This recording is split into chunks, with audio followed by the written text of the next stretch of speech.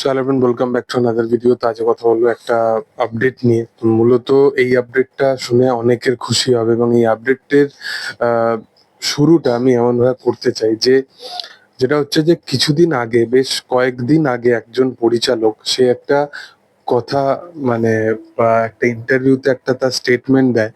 সেই পরিচালকের নাম আমি নেবো না, বাট অনেকে স্টেটমেন্টটা শুনলে হয়তো পরিচালকের নাম বুঝতে পেরে যাবে।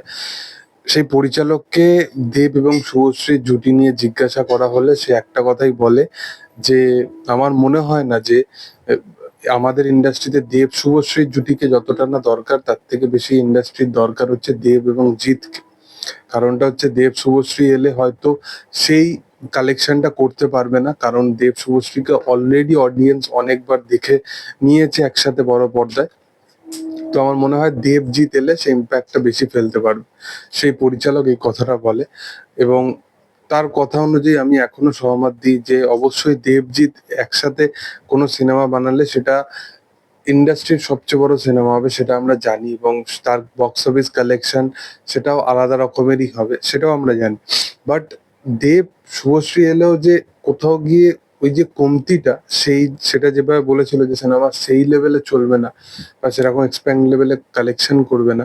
তো আজকের দিনে দাঁড়িয়ে প্রত্যেকজন ডিস্ট্রিবিউটার বা প্রযোজক বা পরিচালক প্রত্যেকজনের কিন্তু এতটাই ভরসা এই জুটিটার ওপর।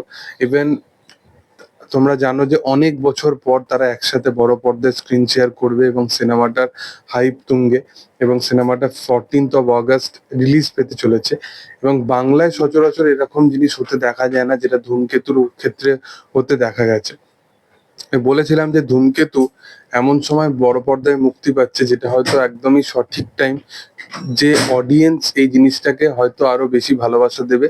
এবং হয়তো এই সিনেমাটা যেহেতু একটু টাইমের থেকে এগিয়ে সিনেমা এবং সিনেমাটা একটুখানি এক্সপেরিমেন্টাল সিনেমা, যদি সেই সময় আসতো কিছু মানুষ থাকতো যারা এই সিনেমাটাকে আহ ভালো বলতো এবং কিছু মানুষ থাকতো যারা এই সিনেমাটাকে নিয়ে উপহাস করতো। এটাই হচ্ছে ব্যাপার। তো মূলত যেটা ঘটেছে সেটা হচ্ছে যে এই সিনেমার পার্টিকুলারলি যে এরকম মানে থিয়েট্রিক্যাল রাইটস, যা যা রাইটস আছে সেগুলো কিন্তু সুদীপ বলে একজন আছেন, তিনি কিন্তু সুদীপ মুখার্জি, তিনি কিন্তু এর পুরোপুরি সমস্ত রাইটস কিন্তু নিয়ে নিয়েছে, কিনে নিয়েছে। এর পিছনে রিজন হচ্ছে মানে বাংলায় সচরাচর রাইটস কেনাকেনির ব্যাপারটা হয় না, বাট এই জিনিসটা হতে দেখা গেল এর মুহূর্তে।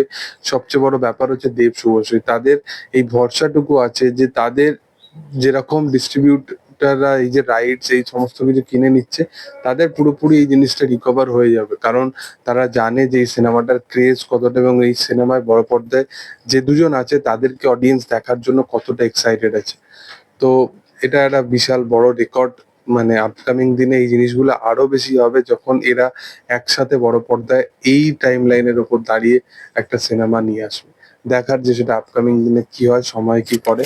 তো তোমাদের কি বক্তব্য এই বিষয়টা নিয়ে সেটা তোমরা অবশ্যই কমেন্টে জানিও। ভিডিও ভালো লাগলে অবশ্যই লাইক করো, শেয়ার করো, সাবস্ক্রাইব করো চ্যানেলটাকে এবং পাশে থাকা বেল আইকনটা অবশ্যই প্রেস করে দিও। Thank you all, by.